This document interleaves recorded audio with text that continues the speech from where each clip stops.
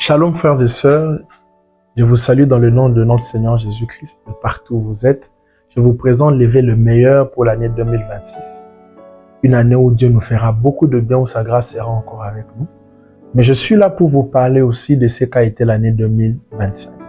L'année 2025 était une année où la grâce de Dieu était vraiment avec nous. Nous avons connu beaucoup de choses, nous avons connu des hauts et des bas parce que c'est ça la vie. Et le Seigneur était avec nous. Et comme le dit la Bible, Dieu est Ebenezer, la pierre du secours. Il nous a secourus dans de bons, tout comme dans de mauvais moments. Mais l'année 2025, bien aimé dans le Seigneur, était une année qui était sanctionnée par beaucoup d'activités. Nous avons eu nos 14 jours de jeûne et prière dans la présence du Seigneur. Quel moment glorieux nous avons connu dans la présence de Dieu. Le Seigneur nous avait fait tellement grâce dans sa présence et sa gloire était tellement tangible. À part nos 14 jours bien-aimés, nous avons connu les atmosphères de la chambre haute. L'atmosphère de la chambre haute était vraiment des moments glorieux dans la présence de Dieu, où nous étions sous des atmosphères divines et Dieu s'est tellement manifesté. Nous avions eu accès 2025, le Seigneur a manifesté sa gloire. Nous avions parlé sur un thème puissant, préparé pour de bonnes œuvres. Quel enseignement où le Seigneur nous a vraiment montré que Christ nous a sauvés pour pratiquer les bonnes œuvres. Alors nous avions aussi eu un service d'ordination, de consécration de pasteur et puis de berger et ensuite la consécration de diacre. Nous les avons établis à l'église. Le Seigneur avait manifesté sa fidélité.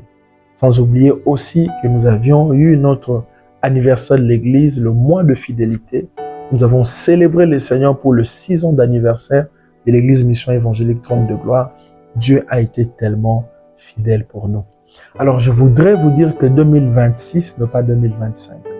2026 a ses challenges, 2026 a ses objectifs. 2026 est une année où Dieu veut encore faire dans notre vie. Rappelez-vous, j'ai commencé à vous dire depuis plusieurs années ou plusieurs moments que une année est une saison que Dieu nous donne et la destinée s'accomplit dans les saisons.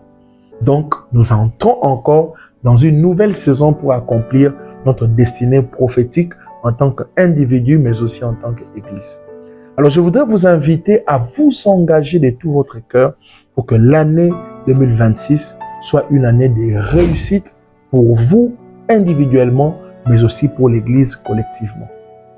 Nous devons, chacun de nous, nous engager dans ce pourquoi nous faisons pour le Seigneur, afin que l'œuvre de Dieu aille de gloire en gloire. J'ai 3 pensées que le Seigneur m'a vraiment données pour l'année 2026 et je voudrais vous le partager. Le Seigneur m'a dit premièrement, en 2026, nous devons nous battre pour l'intérêt du royaume de Dieu. L'intérêt du royaume de Dieu, c'est vraiment que l'Église grandisse, que l'Église connaisse un grand succès et que l'Église atteigne ses objectifs. Et deuxièmement aussi, le Seigneur m'a parlé de la deuxième des choses sur laquelle nous devons travailler, c'est que nous devons travailler individuellement notre vie chrétienne. Rappelez-vous, dans Galates, il est dit aussi longtemps que l'héritier est encore enfant, ne diffère en rien d'un esclave. Et troisièmement, le Seigneur m'a dit que nous devons nous investir pour nos familles. Il faut que nos familles soient sauvées, il faut que nos familles connaissent le Seigneur. Il est écrit, crois au Seigneur Jésus, tu seras sauvé, toi et ta famille. Il est temps que tes frères et sœurs connaissent vraiment le Seigneur. Et je crois que 2026 sera une année différente. Et pour clore mon message d'aujourd'hui, je voudrais vous dire, battez-vous à avoir des instructions claires et vivez pour ces instructions-là, afin que l'année soit une année différente. Je vous aime de tout mon cœur et je vous souhaite encore une fois bonne année, meilleurs vœux. Que le Seigneur, le Dieu que nous servons, vous fasse beaucoup de bien. Vous êtes bénis au nom de Jésus. Amen, amen, amen.